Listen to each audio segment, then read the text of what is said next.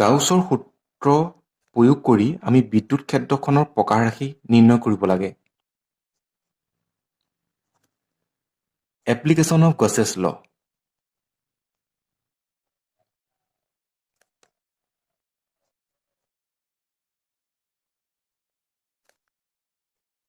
গতিকে গাউছৰ সূত্ৰ ব্যৱহাৰ কৰি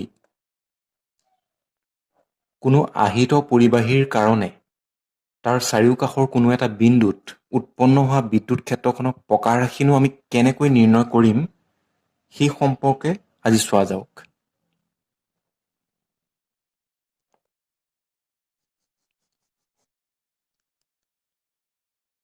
মই এটা ইজি মেথড দেখুৱাম, যিটো মেথডৰ থ্ৰুৱেদি আপোনালোকে গাউছৰ সূত্ৰ প্ৰয়োগ কৰি খুব সহজে বিদ্যুৎ ক্ষেত্ৰখনৰ প্ৰকাশ ৰাশি নিৰ্ণয় কৰিব পাৰিব। মেথড এটাই থাকিব, সেই মেথডটোকে আপোনালোকে বিভিন্ন আহিত পৰিবাহীৰ কাৰণে প্ৰয়োগ কৰি পেলাই বিদ্যুৎ ক্ষেত্ৰখনৰ প্ৰকাশ ৰাশিটো নিৰ্ণয় কৰিব পাৰিব। তিনিটা কথা আপোনালোকে মনত ৰাখিবই লাগিব। এক নম্বৰতে হৈছে গাউছৰ সূত্ৰ প্ৰয়োগ কৰিব যাওঁতে আমাক গাউছীয় পৃষ্ঠ এখন লাগিবই। গতিকে প্ৰথম কথাটো হ'ল যে আমাক গাউছীয় পৃষ্ঠ এখন লাগিব, গছিয়ান ছাৰফেচ এখন লাগিব। এই গাউছীয় পৃষ্ঠখন আপোনালোকে কনষ্ট্ৰাক্ট কৰি ল'ব লাগিব, বনাই ল'ব লাগিব। গাউছীয় পৃষ্ঠখন কেনেকৈ বনাব? সমমিতি প্ৰয়োগ কৰি পেলাই গাউছীয় পৃষ্ঠখন বনোৱা হয়। গাউছৰ পৃষ্ঠখন বনাওঁতে এইটোৱে চাব, যিটো আহিত পৰিবাহী থাকিব তাৰ চাৰিওফালে সেই পৃষ্ঠখনে আৱৰি থাকিব লাগিব। মানে আহিত পৰিবাহীটো গাউছীয় পৃষ্ঠখনে আৱৰি থকা হ'ব লাগিব। বুজি পাইছে? যেতিয়া আমি প্ৰয়োগ কৰিম তেতিয়া বেছি ভালকৈ বুজি পাব। দুই নম্বৰতে এটা ফৰ্মুলা লাগিব। ফৰ্মুলাটো হৈছে φ E into S, E.S, E.S। এই ফৰ্মুলাটো লাগিব। 3 নম্বৰতে আৰু এটা ফৰ্মুলা লাগিব, সেইটো হৈছে φ Q by epsilon naught। এই কিউৰ তলত নেট বুলি লিখে, মানে মুঠ আধান, বা কেতিয়াবা ENC বুলি লিখে, এনক্লোজ, আবদ্ধ আধান। মই নেট বুলিয়ে লিখিছোঁ, মুঠ আধান। দুটা ফৰ্মুলা আৰু গাউছীয় পৃষ্ঠ, এই তিনিটা বস্তু লাগিবই। এই তিনিটা মনত ৰাখিবই লাগিব। গাউছৰ সূত্ৰ প্ৰয়োগ কৰি বিদ্যুৎ ক্ষেত্ৰৰ প্ৰকাশ ৰাশি নিৰ্ণয় কৰিব যাওঁতে এই তিনিটা আমাক প্ৰয়োজন হ'ব। ই মানেতো বুজি পাইছে বিদ্যুৎ ক্ষেত্ৰ, আৰু এছ মানে হৈছে ছাৰফেচ এৰিয়া, পৃষ্ঠকালি। কাৰ পৃষ্ঠকালি? গাউছীয় পৃষ্ঠৰ পৃষ্ঠকালি। এই কথাটো কিন্তু মনত ৰাখিব।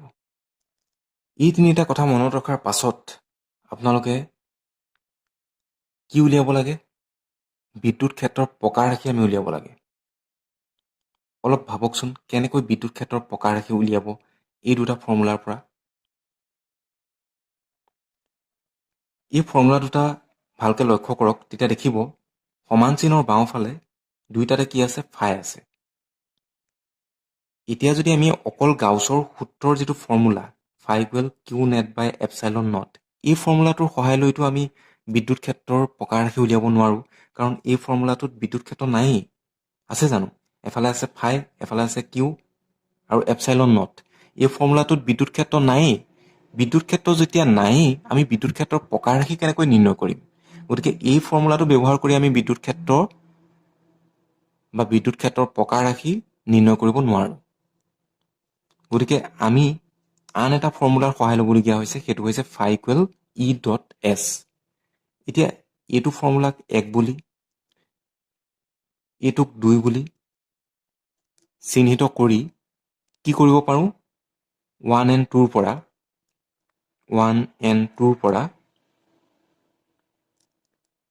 এই 1 নং আৰু 2 নং ফৰ্মুলা দুটাত সমান চিনৰ বাওঁফালে কি আছে? ফাই আছে। চ' আমি কি কৰিব পাৰোঁ? 1 আৰু 2ৰ পৰা, যিহেতু লেফ্ট ছাইডটো দুইটাৰে একেই, মানে সমান। গতিকে আমি এনেধৰণে লিখিব পাৰোঁ E dot S equal Q net by epsilon not.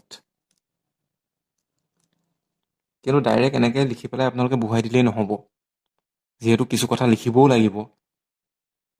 গতিকে আমি গাউছৰ সূত্ৰটো প্ৰয়োগ কৰোঁতে এইকেইটা কথা মনত ৰাখিলেই হ'ল। বেচিকেলি এই তিনিটা পইণ্ট মনত ৰাখিলেই হ'ল। প্ৰথমতে আমাক গাউছীয় পৃষ্ঠ এখন লাগিব, গতিকে গাউছীয় পৃষ্ঠখন বিবেচনা কৰি ল'ব লাগিব। তাৰপাছত phi equal E dot S এই ফৰ্মুলাটো আমি লিখিম। তাৰপাছত আকৌ বুলি লিখি phi equal Q by epsilon naught. তাৰ পৰা 1 আৰু 2 পৰা এই ফৰ্মটো পামগৈ। আৰু এইটো ৰূপত যেতিয়া আমি পাম, এইটো ৰূপত পোৱাৰ পাছত ইয়াৰ পাছৰ ষ্টেপটোতো একেবাৰে ইজি। আমি কি উলিয়াব লাগে? বিদ্যুৎ ক্ষেত্ৰ। চ' এইটো ছেপাৰেট কৰি দিলেই হ'ল দেখোন। এইটো ছেপাৰেট কৰি দিয়ক, q net by epsilon naught S. একেবাৰে ইজি হয়। Equal Q net by epsilon naught S, য'ত এছটোৱে কি বুজাইছে? গাউছীয় পৃষ্ঠৰ কালি। এতিয়া এইখিনি কথা মনত ৰাখিলেই এপ্লিকেশ্যনকেইটা আমাৰ কাৰণে একেবাৰে ইজি হৈ যাব। এতিয়া চাব কেনেকৈ এপ্লিকেশ্যনকেইটা কৰা হ'ব। চ' এতিয়া 1 নম্বৰতে কৰা হ'ব। চ' 1 নম্বৰতে আমি কৰিম সুষমভাৱে আহিত অসীম দৈৰ্ঘ্যৰ পোন পৰিবাহী তাঁৰডালৰ বাবে উদ্ভৱ হোৱা ক্ষেত্ৰ মানে বৈদ্যুতিক ক্ষেত্ৰ। এতিয়া ডায়েগ্ৰাম এটাতো ড্ৰ কৰিব লাগিবই। গতিকে ডায়েগ্ৰামটো এই কথাখিনিৰ পৰাই আপোনালোকে ডায়েগ্ৰামটো ড্ৰ কৰিব পাৰিব। কি বুলি কৈছে? পোন পৰিবাহী, অসীম দৈৰ্ঘ্যৰ পোন পৰিবাহী তাঁৰ, অসীম দৈৰ্ঘ্যৰ পোন পৰিবাহী তাঁৰ। চ' অসীম বুলি কৈছে সেইকাৰণে ওপৰ ফালে ডট ডট দিয়া আছে। ডট মিনছ ই অসীমলৈ বিস্তৃতটো সূচাইছে। তলফালেও আমি ডট দিব লাগিব।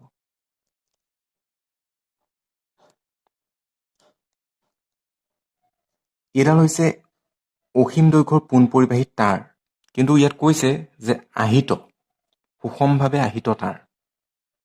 এতিয়া তাঁৰডাল কেনেকুৱা? সুষমভাৱে আহিত। এতিয়া আহিত বুলি কওঁতে ই ধনাত্মকভাৱেও আহিত হ'ব পাৰে, ঋণাত্মকভাৱেও আহিত হ'ব পাৰে। ধৰি লৈছোঁ ই ধনাত্মকভাৱে আহিত, গতিকে সেইকাৰণে ইয়াত ধনাত্মকভাৱে আহিত দেখুৱাবলৈ আমি প্লাছ চিন দিম। বুজি পাইছে? ধনাত্মকভাৱে আহিত সূচালে সি। গতিকে এই প্লাছ চিনবিলাকে সূচালে ই অসীমভাৱে বিস্তৃত হৈ থকা এই পোন পৰিবাহী তাঁৰডাল কেনেকুৱা? ধনাত্মকভাৱে আহিত। এইখিনিলৈকে হ'ল। মই কৈছিলোঁ যে 3টা কথা মনত ৰাখিব লাগিব। প্ৰথমতে গাউছীয় পৃষ্ঠ এখন আমাক লাগিবই। এতিয়া সেই 3টা কথা মনত পেলালেই হ'ল। গাউছীয় পৃষ্ঠখন লাগিব। ডায়েগ্ৰামটো আপোনালোকে লিখা কথাখিনিৰ পৰাই বনাব পাৰিব, একো প্ৰব্লেম নাই। এতিয়া আপোনালোকে গাউছৰ সূত্ৰটো প্ৰয়োগ কৰি বিদ্যুৎ ক্ষেত্ৰ কেনেকৈ নিৰ্ণয় কৰিব, সেইখিনিৰ কাৰণে মই কৈছিলোঁৱেই অলপ আগতে যে 3টা কথা মনত ৰাখিব লাগিব। Only 3 points. 3টা কথা কি কি কৈছিলোঁ মই? প্ৰথমতেই কৈছিলোঁ যে গাউছীয় পৃষ্ঠ এখন লাগিব। চ' গাউছীয় পৃষ্ঠখন ড্ৰ কৰক। গাউছীয় পৃষ্ঠখন কেনেকুৱা হ'ব লাগিব? এই যিডাল অসীম দৈৰ্ঘ্যৰ পোন পৰিবাহী তাঁৰ আছে, এই তাঁৰডালক আৱৰি থকাকৈ হ'ব লাগিব গাউছীয় পৃষ্ঠখন। এই তাঁৰডালক চাৰিওফালৰ পৰা আৱৰি থকাকৈ হ'ব লাগিব গাউছীয় পৃষ্ঠখন। চ' এটা চুঙা ড্ৰ কৰি দিয়ক।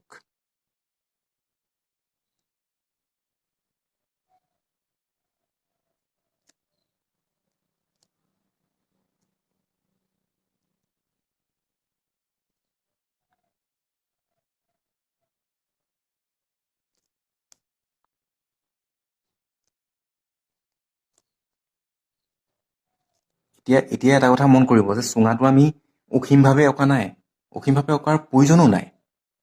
আমি জাষ্ট এটা অংশলৈকে লৈছোঁ। পোন পৰিবাহীডালৰ এটা অংশ বিবেচনা কৰি পেলাই আমি লৈছোঁ। চুঙাটো অঁকা হৈছে। গতিকে এই চুঙাটোৰ দৈৰ্ঘ্য বা উচ্চতা L। এতিয়া এটা আমাক বিন্দু লাগিব, যিটো বিন্দুত আমি বিদ্যুৎ ক্ষেত্ৰখন উলিয়াম। গতিকে সেইটো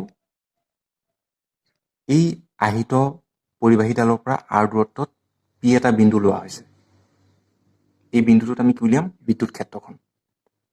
এতিয়া বিদ্যুৎ ক্ষেত্ৰৰ দিশটো কোনফালে হ'ব? প্লাছ কিউ আধানৰ পৰা বিদ্যুৎ ক্ষেত্ৰৰ ৰেখাবিলাক কি হয়? ওলাই যায়। এনেকৈ ওলাই নাযায় জানো? এইডাল ধনাত্মকভাৱে আহিত, গতিকে ইয়াৰ পৰা বিদ্যুৎ ক্ষেত্ৰৰ ৰেখাবিলাক কি হ'ব? কিছুমান এইফালে যাব, কিছুমান এইফালে এনেকৈ ওলাই আহিব, কিছুমান আগলৈ এনেকৈ ওলাই আহিব। মুঠতে চাৰিওফালে এই তাঁৰডালৰ পৰা আঁতৰি যাব, চাৰিও দিশত আঁতৰি যাব। চ' এই পি পইণ্টটোতো কি হ'ব? বিদ্যুৎ ক্ষেত্ৰৰ ৰেখাবিলাক এই দিশত ওলাই আহিব, তাৰমানে এইটোৱে হ'ব বিদ্যুৎ ক্ষেত্ৰখনৰ দিশ।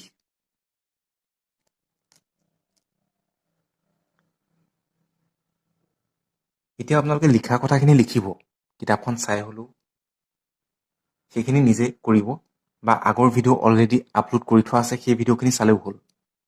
তাত লিখা কথাখিনি আছে ভালকৈ। এতিয়া মই মুঠতে কেনেকৈ বিদ্যুৎ ক্ষেত্ৰখন উলিয়াব তাৰ ওপৰতহে ক'বলৈ গৈ আছোঁ। গাউচীয় পৃষ্ঠখন ড্ৰ কৰা হ'ল, 1 নম্বৰ কামটো আমাৰ হৈ গ'ল। 2 নম্বৰ কামটো কি আছিলে? 2 নম্বৰ কামটো আছিলে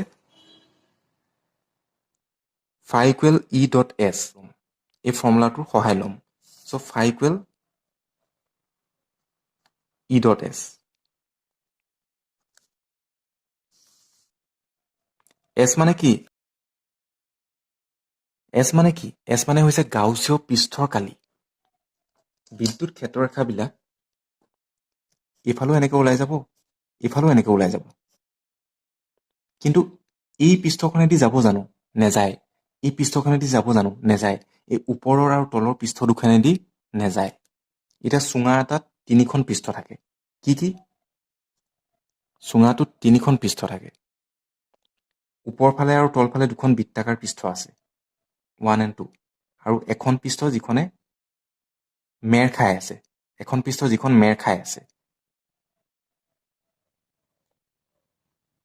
গতিকে 3খন পৃষ্ঠ লগ হৈ পেলাই চুঙা এটা গঠন হৈছে।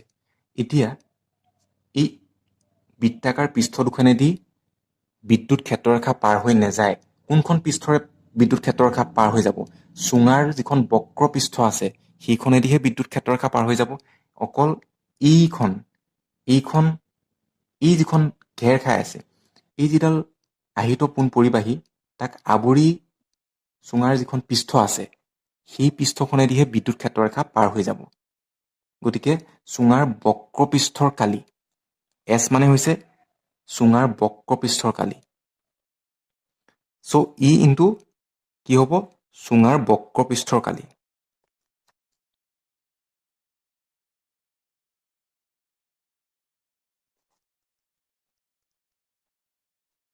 বক্ৰপৃষ্ঠৰ কালি। এই দুখন পৃষ্ঠ আমি কিয় বিবেচনা কৰা নাই? কাৰণ এই দুখন পৃষ্ঠৰ মাজেৰে বিদ্যুৎ ক্ষেত্ৰৰেখা পাৰ হৈ যোৱা নাই। যিখন পৃষ্ঠৰ মাজেৰে বিদ্যুৎ ক্ষেত্ৰৰেখা লম্বভাৱে পাৰ হৈ গৈছে, আমি সেইখন পৃষ্ঠহে বিবেচনা কৰিছোঁ। লম্বভাৱে বিদ্যুৎ ক্ষেত্ৰৰেখা যিখন পৃষ্ঠৰ মাজেৰে পাৰ হৈ গৈছে সেই পৃষ্ঠখনৰ কালি S। S মানে হৈছে সেই পৃষ্ঠখনৰ কালি।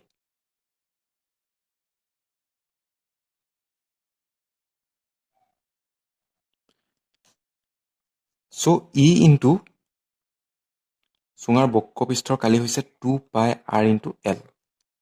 অ'কে, এইটো ইকুৱেশ্যন 1 হিচাপে দি ৰাখক। তাৰপিছত আৰু এটা ফৰ্মুলা আছিলে, সেই ফৰ্মুলাটোৰ আমি সহায় ল'ব লাগিব। সেইটো আছিলে গাউছৰ সূত্ৰৰ পৰা আমি যিটো ফৰ্মুলা পাইছিলোঁ, phi equal Q by epsilon naught।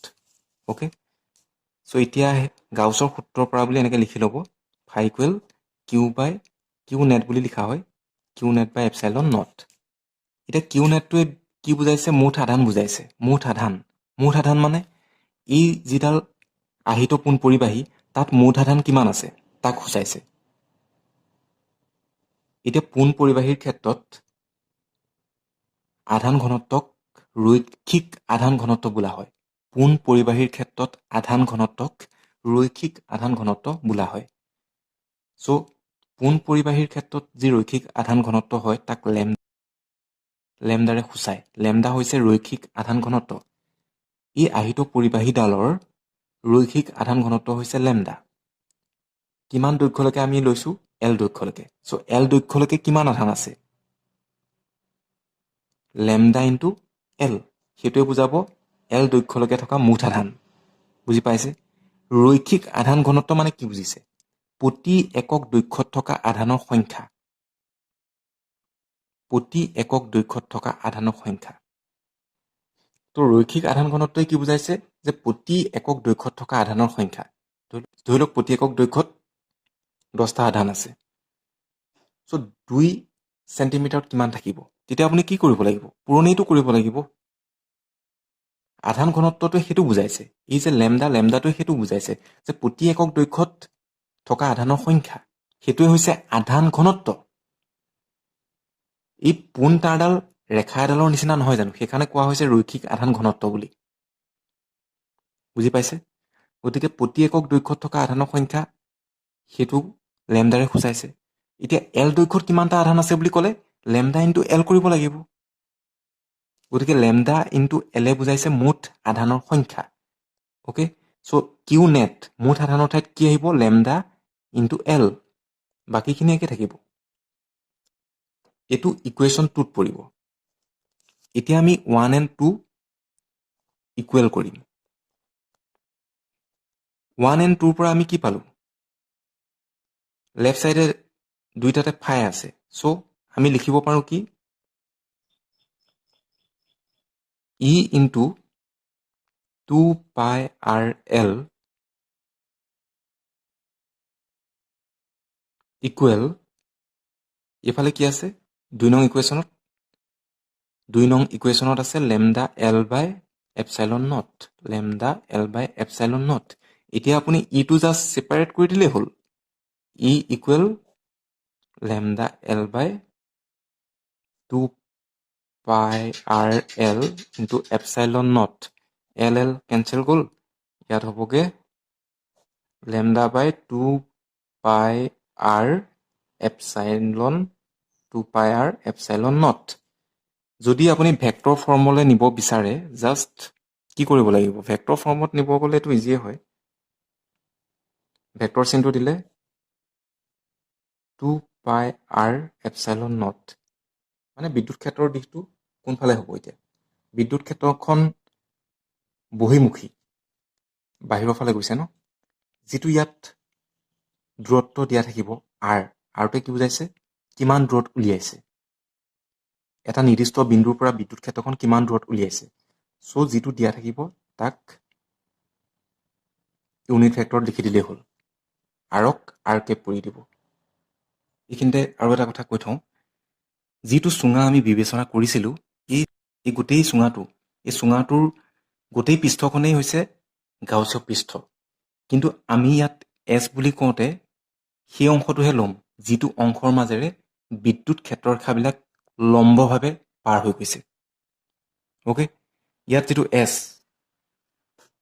কিন্তু ইয়াত আমি এছ বুলি কওঁতে সেইখন পৃষ্ঠৰ কালিকহে বিবেচনা কৰিম যিখন পৃষ্ঠৰ কালিৰ মাজেৰে বিদ্যুৎ ক্ষেত্ৰৰেখাবিলাক লম্বভাৱে পাৰ হৈ গৈছে। যিহেতু বক্ৰ পৃষ্ঠখনৰ মাজেৰে বিদ্যুৎ ক্ষেত্ৰৰেখাবিলাক লম্বভাৱে পাৰ হৈ গৈছিলে, সেইকাৰণে বক্ৰপৃষ্ঠৰ কালি। সেইকাৰণে এছৰ ঠাইত আমি লিখিছোঁ চুঙাৰ বক্ৰপৃষ্ঠৰ কালি। বুজি পালে? 2 নম্বৰতে চাওক, অসীম বিস্তৃতিৰ সুষমভাৱে আহিত সমতুল্য পাত এখনৰ কাৰণে সৃষ্টি হোৱা ক্ষেত্ৰ। ক্ষেত্ৰ মানে বিদ্যুৎ ক্ষেত্ৰ। এতিয়া প্ৰথমে আমি ডায়েগ্ৰাম এটা আঁকিব লাগিব। ডায়েগ্ৰামটোৰ কাৰণে আমাক কি দিয়া আছে সেইটো চাব। আহিত সমতুল্য পাত, মানে সমতুল্য পাত এখন প্ৰথমে আঁকিব লাগিব। সমতুল্য পাত এখন। আৰু অসীম বিস্তৃতি বুলি কৈছে। চ' ওপৰ ফালে ডট ডট দিয়া থাকিব। ওপৰ ফালে এনেকৈ ডট ডট দিব।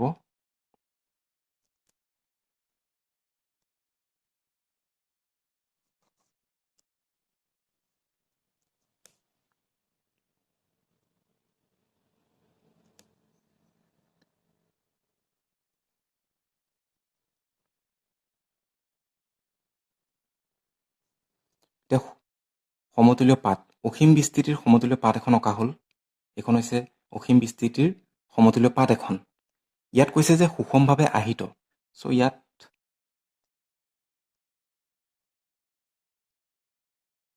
ধনাত্মকভাৱে আহিত বুলি আমি ধৰি ল'লোঁ। ই ধনাত্মকভাৱে আহিত হৈ আছে।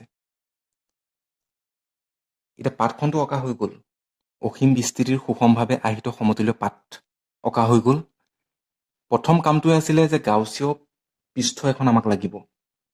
এতিয়া গাউচীয় পৃষ্ঠখন এনেকৈ আঁকিব লাগিব যাতে এই পাঠখন সামৰি লয়। আয়তাকাৰ ঘনক এটা আঁকিলেও এই পাঠখনক সামৰি ল'ব। মানে আয়তাকাৰ ঘনক এটাৰ ভিতৰত এই পাঠখন আছে বুলি এনেকৈ ভাবি ল'ব লাগিব।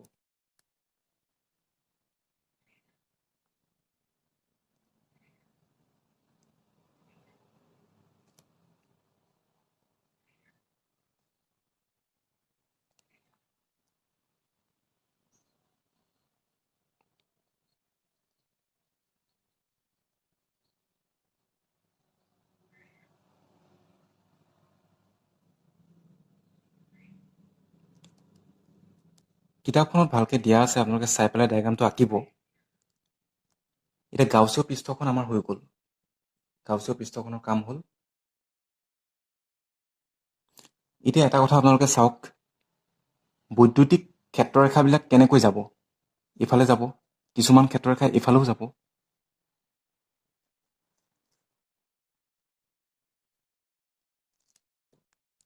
যিহেতু ধনাত্মকভাৱে আহিত ধনাত্মকভাৱে আহিত প্লাছ কিউ চাৰ্জটোৰ কাৰণে কেনেকুৱা হয়? চাৰিওফালে যাব, প্লাছ কিউ চাৰ্জটোৰ পৰা ওলাই যাব।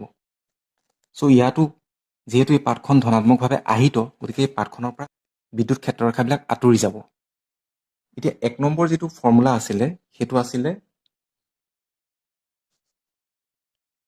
phi equal E dot S, য'ত E হৈছে বিদ্যুৎ ক্ষেত্ৰ, S হৈছে যিখন পৃষ্ঠৰ মাজেৰে ক্ষেত্ৰৰেখাবিলাক লম্বভাৱে পাৰ হৈ গৈছে সেই পৃষ্ঠখনৰ কালি। যিখন পৃষ্ঠৰ মাজেৰে ক্ষেত্ৰৰেখাবিলাক লম্বভাৱে পাৰ হৈ গৈছে সেই পৃষ্ঠখনৰ কালি। মনত ৰাখিব। এতিয়া ইয়াত দুটা ৰিজন হ'ল, এটা 1 নম্বৰ ৰিজন আৰু এইফালে এইটোক আমি 2 নং ৰিজন বুলি ক'ব পাৰোঁ। এইফালেও পাৰ হৈ গৈছে ক্ষেত্ৰৰেখাবিলাক গৈছে, আৰু এই অংশৰ মাজেৰেও ক্ষেত্ৰৰেখাবিলাক পাৰ হৈ গৈছে। তাৰমানে 1 নং অংশৰ মাজেৰেও ক্ষেত্ৰৰেখাবিলাক পাৰ হৈ গৈছে, 2 নং অংশৰ মাজেৰেও ক্ষেত্ৰৰেখাবিলাক পাৰ হৈ গৈছে। এই 1 নং অংশৰ কালি ধৰি ল'লোঁ A, 2 নং অংশৰ কালিও ধৰা হ'ল A। অ'কে? চ' মুঠ কালি কি হ'ব? পাঠখনে সমানে দুভাগ কৰিছে বুলি ভাবি লৈ পেলাই ভাবক। এইফালে কালি A, এইফালে কালি A। চ' কিমান হ'বগে? Twice A। যিখন পৃষ্ঠকালিৰ মাজেৰে বৈদ্যুতিক ক্ষেত্ৰৰেখাবিলাক লম্বভাৱে পাৰ হৈ গৈছে। চ' এই পৃষ্ঠখনৰ মাজেৰেও লম্বভাৱে পাৰ হৈ গৈছে, এই পৃষ্ঠখনৰ মাজেৰেও লম্বভাৱে পাৰ হৈ গৈছে। চ' ই টুৱাইচ A আহিব ইয়াত। চ' লম্বভাৱে পাৰ হৈ গৈছে, গতিকে ইয়াত দিয়াৰ প্ৰয়োজন নাই।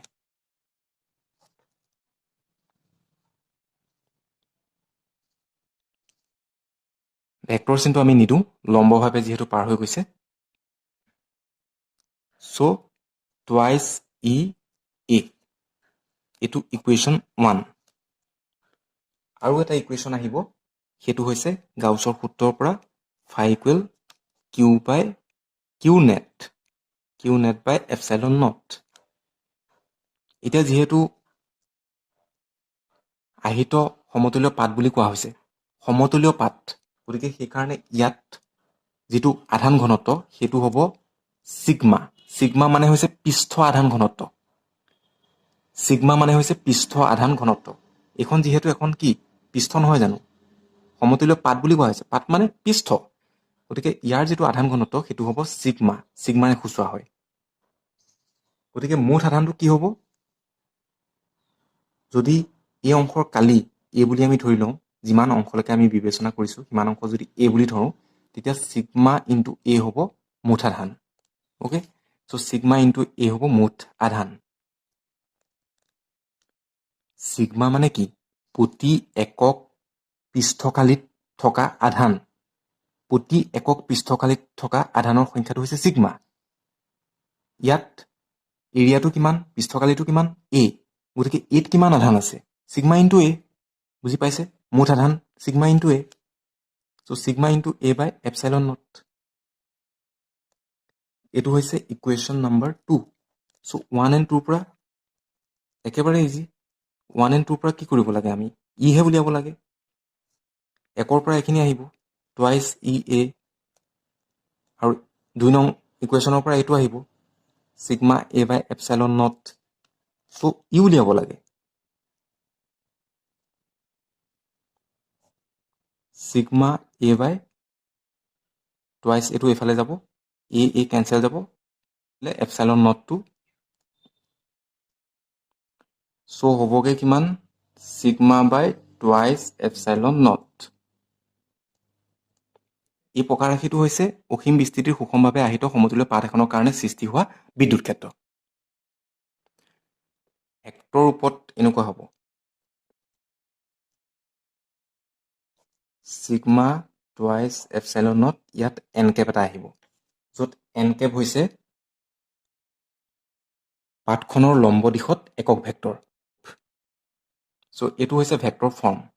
লাষ্ট আমি আলোচনা কৰিম সুষমভাৱে আহিত গোলাকৃতিৰ পাতল খোল এটাৰ বাবে সৃষ্টি হোৱা ক্ষেত্ৰ, মানে বৈদ্যুতিক ক্ষেত্ৰ। এতিয়া এইটো সমাধান কৰিব যাওঁতে আমি দুই ধৰণে কৰিম। এটা হৈছে খোলটোৰ বাহিৰত ক্ষেত্ৰ, আনটো হৈছে খোলটোৰ ভিতৰত ক্ষেত্ৰ। সুষমভাৱে আহিত গোলাকৃতিৰ পাতল খোল। এতিয়া খোল এটা প্ৰথমতে অংকন কৰিব লাগিব।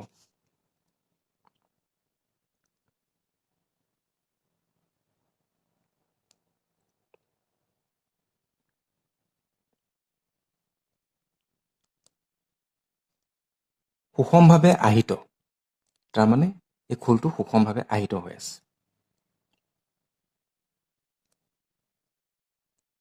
এতিয়া প্ৰথম কামটোৱে হৈছে আমি গাউছীয় পৃষ্ঠ এখন অংকন কৰিব লাগিব। গাউছীয় পৃষ্ঠখন আমি কেনেকৈ অংকন কৰিম? সমমিতিৰ প্ৰয়োগ কৰি। এই যিটো আহিত গোলাকৃতিৰ খোল আছে, এই খোলটোক আৱৰি থকাকৈ আমি গাউছীয় পৃষ্ঠখন অংকন কৰিব লাগিব। তাৰমানে খোলটোৰ বাহিৰত যিহেতু ক্ষেত্ৰখন উলিয়াব গৈ আছো, গতিকে খোলটোৰ বাহিৰত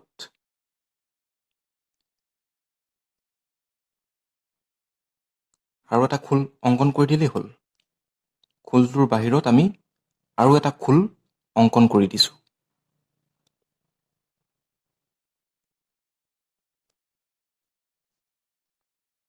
এতিয়া আমি এটা বিন্দু ল'ম, পি বিন্দু। এই পি বিন্দুটো গোলকটোৰ কেন্দ্ৰৰ পৰা আহিত গোলকটোৰ কেন্দ্ৰৰ পৰা, কেন্দ্ৰটো অ'ৰে সূচোৱা হৈছে, আহিত গোলকটোৰ কেন্দ্ৰ অ'ৰ পৰা স্মল আৰ দূৰত্বত আছে। স্মল আৰ দূৰত্বত আছে। আৰু বিদ্যুৎ ক্ষেত্ৰখনৰ দিশটো কোনফালে হ'ব? যিহেতু এই গোলকটো ধনাত্মকভাৱে আহিত, গতিকে ক্ষেত্ৰৰেখাবিলাক বাহিৰলৈ ওলাই যাব। গতিকে এই পইণ্টটোত বিদ্যুৎ ক্ষেত্ৰখনৰ দিশটো হ'ব এইটো দিশত। পি পইণ্টটোত বিদ্যুৎ ক্ষেত্ৰৰ দিশটো হ'ব বহিমুখী। আৰু এই যিটো গোলক, এই গোলকটোৰ ব্যাসাৰ্ধ আমি ধৰি ল'ম কেপিটেল আৰ। যিটো আহিত গোলক, তাৰ ব্যাসাৰ্ধ আমি ধৰি ল'ম কেপিটেল আৰ। এতিয়া গাউছীয় পৃষ্ঠখনটো অংকন কৰা হৈ গ'ল। 1 নম্বৰ কামটো আমাৰ হৈ গ'ল। গাউছীয় পৃষ্ঠ অংকন কৰিলোঁ। 3টা কামেই আছিলে, গাউছীয় পৃষ্ঠখন অংকন কৰা আৰু 2টা ফৰ্মুলা আমি প্ৰয়োগ কৰিম। গতিকে গাউছীয় পৃষ্ঠখন আমি অংকন কৰিলোঁ। যিহেতু খোলটোৰ বাহিৰত ক্ষেত্ৰ উলিয়াব লাগে, গতিকে খোলটোৰ বাহিৰত আমি গাউছীয় পৃষ্ঠখন অংকন কৰিলোঁ। এইখন হৈছে গাউছীয় পৃষ্ঠ। খোলটোৰ বাহিৰত যিখন দত্তত দি পেলাই অঁকা হৈছে, সেই পৃষ্ঠখন হৈছে গাউছীয় পৃষ্ঠ। এতিয়া 1 নং ফৰ্মুলাটো আছিলে phi equal E dot S. এতিয়া এছ মানে গাউছীয় পৃষ্ঠখনৰ কালি। আৰু এছ বুলি কওঁতে আমি সেইখন পৃষ্ঠক বিবেচনা কৰিম যিখন পৃষ্ঠৰ মাজেৰে বৈদ্যুতিক ক্ষেত্ৰৰেখাবিলাক লম্বভাৱে পাৰ হৈ গৈছে। এই কথাটো কিন্তু মনত ৰাখিবই। এতিয়া চাওক বৈদ্যুতিক ক্ষেত্ৰৰেখাবিলাক এই যিখন বাহিৰৰ পৃষ্ঠ আছে এই পৃষ্ঠখনৰ মাজেৰে লম্বভাৱেই পাৰ হৈ যাব। সেইকাৰণে ই ইনটু এছ, এছৰ ঠাইত কি আহিব? বাহিৰৰ যিটো খোল আছে সেই খোলটোৰ কালি, পৃষ্ঠকালি, বাহিৰৰ খোলটোৰ পৃষ্ঠকালি। এতিয়া বাহিৰৰ খোলটোৰ ব্যাসাৰ্ধ কিমান? স্মল আৰ, স্মল আৰ ব্যাসাৰ্ধৰ এই খোলটোৰ কালি। চ' গোলকৰ কালি, গোলকৰ পৃষ্ঠকালি 4 পাই আৰ স্কোৱাৰ। এইটো ইকুৱেশ্যন 1। 2 নম্বৰতে আমি গাউছৰ সূত্ৰ প্ৰয়োগ কৰিম। গাউছৰ সূত্ৰটো আছিলে phi equal Q by epsilon naught. Q ঠাইত আমি কি লিখোঁ? Q net, Q net by epsilon naught. এইটো আছিলে গাউছৰ সূত্ৰৰ পৰা পোৱা ফৰ্মুলা। এতিয়া কিউ নেট মানে হৈছে মুঠ আধান। মুঠ আধানটো কি হ'ব? ই আহিত গোলকটোৰ মুঠ আধান কিমান হ'ব? আধানখিনিনো ক'ত আছে? এই আহিত গোলকটোতহে আছে অতিৰিক্ত আধানখিনি। গতিকে এই আহিত গোলকটোৰ মুঠ আধান কিমান? এই আহিত গোলকটোৰ পৃষ্ঠ আধান ঘনত্ব হৈছে ছিগমা। পৃষ্ঠ আধান ঘনত্ব হৈছে ছিগমা। আৰু আহিত গোলকটোৰ কালি কিমান? কালিটো হৈছে 4 পাই কি হ'ব এতিয়া? R square, capital R square. Sigma মানে হৈছে এই আহিত গোলকটোৰ প্ৰতি একক পৃষ্ঠকালিত থকা আধানৰ সংখ্যা। গতিকে মুঠ আধান বুলি কওঁতে প্ৰতি একক পৃষ্ঠকালিত থকা আধানৰ সংখ্যা ছিগমা মানে আধান ঘনত্ব, পৃষ্ঠ আধান ঘনত্ব ছিগমা ইনটু এই গোলকটোৰ কালি, পৃষ্ঠকালি 4 পাই আৰ স্কোৱাৰ। সেইটোৱে মুঠ আধানটো দিব। চ' কিউ নেটৰ ঠাইত আমি লিখিম sigma into 4 pi r square by epsilon naught. Equation 2। So' 1 and 2 পৰা আমি কি কৰিব লাগে?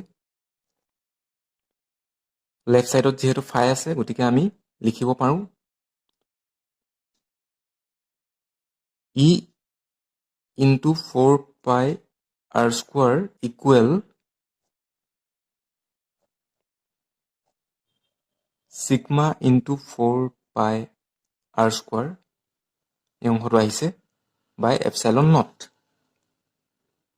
এতিয়া আমি উলিয়াব লাগে ইটো ছেপাৰেট কৰি দিলেই হ'ল। বাওঁফালে অকল ইটো ৰাখক, বাকীখিনি চব সোঁফালে লৈ যাওক। Sigma 4 pi r square 4 by 4 pi r square into epsilon not. Cancel যাব, 4 পাই 4 পাই।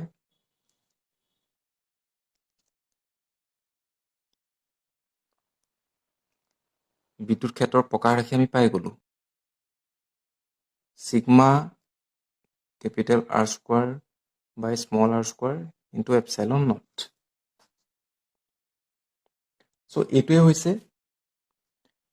সুষমভাৱে আহিত গোলাকৃতিৰ পাতল খোল এটাৰ বাহিৰত উদ্ভৱ হোৱা বিদ্যুৎ ক্ষেত্ৰৰ প্ৰকাৰ ৰাশি।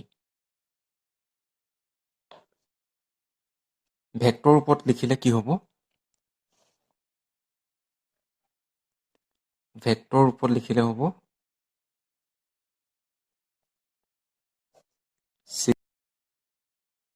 Sigma into r square by r square into epsilon naught. R আছে গতিকে আৰ কেপ দি দিয়ক। বিদ্যুৎ ক্ষেত্ৰখন কি হ'ব? বহিমুখী। আৰ কেপ হৈছে আৰৰ দিশত একক ভেক্টৰ। নেক্সট আমি কৰিম খোলটোৰ ভিতৰত ক্ষেত্ৰ। খোলটোৰ ভিতৰত ক্ষেত্ৰ। চ' যিটো খোল আঁকিব অলপ ডাঙৰকৈ আঁকিব, যিহেতু আমি ভিতৰত আৰু এটা খোল আঁকিব লাগিব।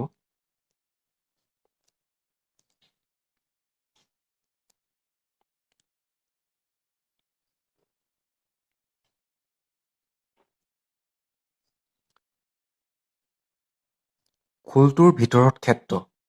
এতিয়া বিদ্যুৎ ক্ষেত্ৰখন আমি খোলটোৰ ভিতৰত নিৰ্ণয় কৰিব লাগে। চ' গাউছীয় পৃষ্ঠখন আমি বিবেচনা কৰিব লাগিব। গাউছীয় পৃষ্ঠখন হ'ব এই খোলটোৰ ভিতৰত আৰু এটা খোল অংকন কৰি দিয়ক।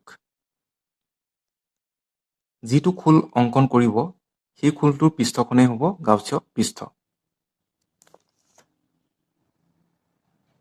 ভিতৰৰ খোলটোৰ কেন্দ্ৰ অ'ৰ পৰা আমি স্মল আৰ দূৰত্বত অ'ৰ পৰা স্মল আৰ দূৰত্বত পি এটা বিন্দু লৈছোঁ আৰু সেই পি বিন্দুতে আমি কি উলিয়াম? বিদ্যুৎ ক্ষেত্ৰখন তাৰ প্ৰকাশ ৰাশিটো আমি উলিয়াম। আৰু এই ডাঙৰ খোলটোৰ ব্যাসাৰ্ধ আমি বিবেচনা কৰিছোঁ, মানে যিটো আহিত খোলটোৰ ব্যাসাৰ্ধ আমি বিবেচনা কৰিছোঁ কেপিটেল আৰ। এতিয়া আহিত খোল কোনটো? এইটোহে, বাহিৰৰ খোলটোহে। বাহিৰৰ খোলটো হৈছে আহিত খোল। এতিয়া গাউছীয় পৃষ্ঠ আমি বিবেচনা কৰিলোঁ। আমাৰ প্ৰথম ফৰ্মুলাটো আছিলে phi equal E into S.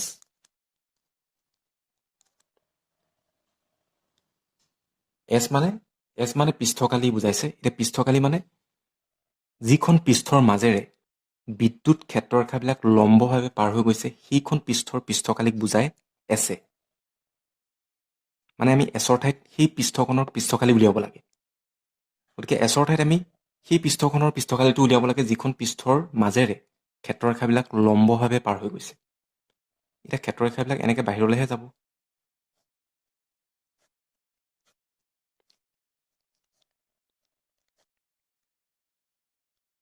উলিয়াবলৈ দিছে এই ভিতৰৰ খোলটোৰ এটা বিন্দু পিত বিদ্যুৎ ক্ষেত্ৰ প্ৰকাশ ৰাখি।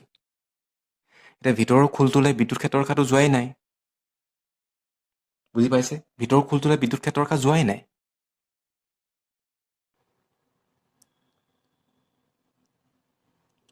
চ' সেইকাৰণে ফাই ইকুৱেল ই ইনটু এছ এইটো ইকুৱেশ্যন 1 হিচাপে দিয়ক।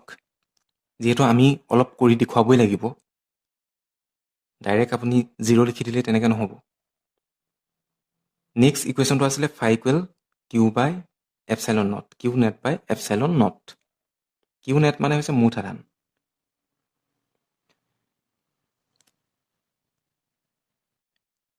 এতিয়া গছিয়ান পৃষ্ঠখন মানে এই ভিতৰৰ যিটো খোল, এই খোলটোৱে জানো কিবা আধান আবদ্ধ কৰি ৰাখিছে? কিবা মুঠ আধান আছে জানো তাত?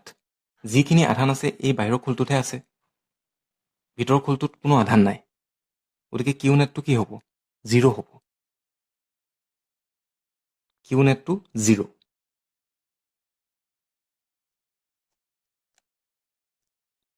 চ' ফাই ইকুৱেল 0 হ'ব। চ' ফাই ইকুৱেল 0 হ'লে আমি কি পাম? 1 আৰু 2ৰ পৰা আমি যিহেতু ই উলিয়াব লাগে, ইটো উলিয়াই দেখুৱাবই লাগিব আমি। 1 আৰু 2ৰ পৰা ই ইনটু এছ। আৰু এইফালে কি হৈ আছে? ফাই ইকুৱেল 0। চ' ইটো কি হ'ব? 0। বুজি পালে? ই 0।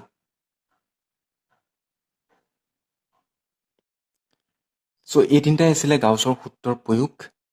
তিনিটা কথা মনত ৰাখিলেই হ'ল। সেই তিনিটা মই আকৌ এবাৰ ৰিপিট কৰি দিছোঁ। গাউছীয় পৃষ্ঠ এখন প্ৰথমে ড্ৰ কৰিবই লাগিব। দ্বিতীয়তে phi equal E into S. তৃতীয়তে phi equal Q net by epsilon naught. এই তিনিটা পইণ্ট মনত ৰাখিলেই আপোনালোকে ইটো উলিয়াই দিব পাৰিব। নহ'লে আপোনালোকে এই equal Q net by epsilon naught S এইটো ফৰ্মত ব্যৱহাৰ কৰিও আপোনালোকে পাৰিব। এছৰ ঠাইত গাউছীয় পৃষ্ঠখনৰ কালিটো উলিয়াই দিলেই হ'ল। এছ মানে যিখন পৃষ্ঠৰ মাজেৰে লম্বভাৱে বিদ্যুৎ ক্ষেত্ৰৰেখা পাৰ হৈ গৈছে সেই পৃষ্ঠখনৰ কালি। এই কথাটো মনত ৰাখিব। আৰু কিউ নেট মানে হৈছে মুঠ আধান। গাউছীয় পৃষ্ঠখনে আৱৰি ৰখা মুঠ আধান। সেইটো হৈছে কিউ নেট।